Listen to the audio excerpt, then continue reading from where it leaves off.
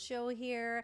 I am sitting in a very beautiful Airbnb provided by, I would like to give a shout out before I get started. This room, this setup, everything you see happening here today is provided by a local freedom fighter. His name is Ian Glass. People in the community or some people who follow me on Facebook may know who he is. He set up cameras, set up microphones, set up lights, got an Airbnb. He's a one-man TV studio, and he set this up for me so that we could tape some podcasts from here today. Anyway, if you're watching this on my Rumble channel, welcome. The Rumble channel name is called AK Straight Speaks. If you're watching this on YouTube, hello. The channel name is AnitaK, and you can watch any of these on a ROKU TV. Now, we're here in Victoria because we were attending a conference. It's called the We Unify Conference. It went over 3 days. And basically, it brought together people in the media, people like, I can tell you some of the people that showed up: Will Dove, Serena Freedom Bear, Jeff Sandus from Epic Times, Drea from Rebel News stopped by. I was here dipping in and out. We've had lawyers. Umar Sheikh was here, Leighton Gray, Jeremy Maddock. A lot of people who are freedom fighters know these names. And of course, some of the doctors, Dr. William Mackis was here, and Dr. Stephen Pellick, Malthouse, the people that keep giving and giving. And they all showed up because they have something to say. We need to start making some changes in this world. We want to take our democracy back. And Ian, who helped set everything up here, he interviewed some people, and he happened to catch up with Brian Peckford. So here's what Brian Peckford had to say about parliamentary democracy and how he describes we need to take the power back.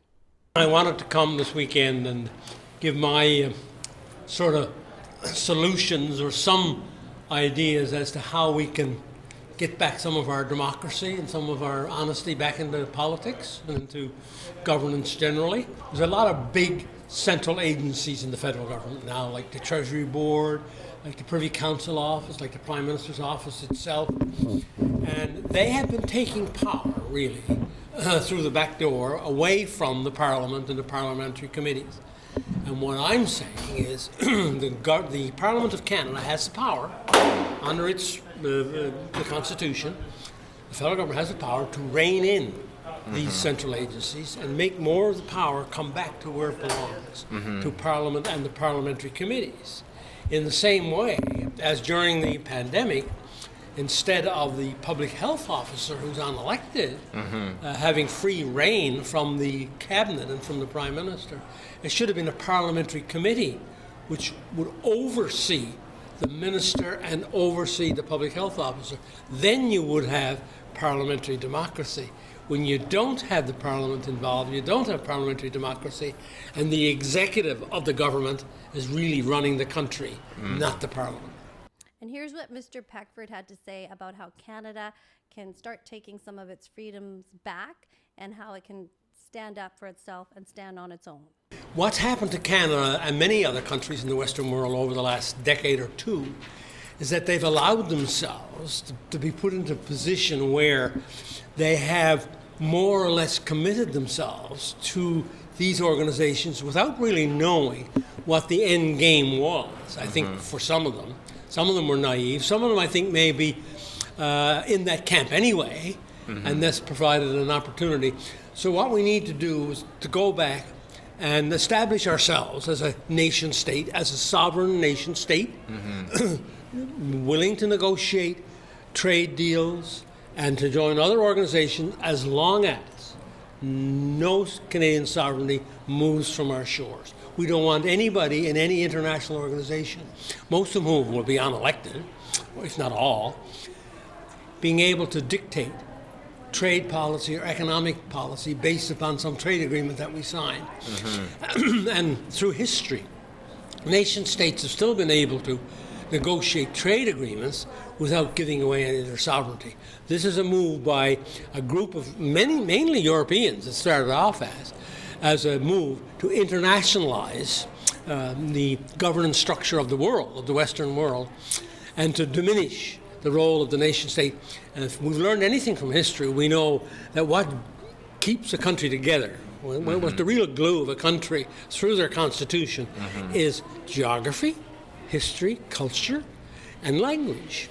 And when you start to play around with these factors which keep a country together, you will not have a country. There will be no unifying force, and we will just become another cog in the wheel of some great international organization over which we have no control.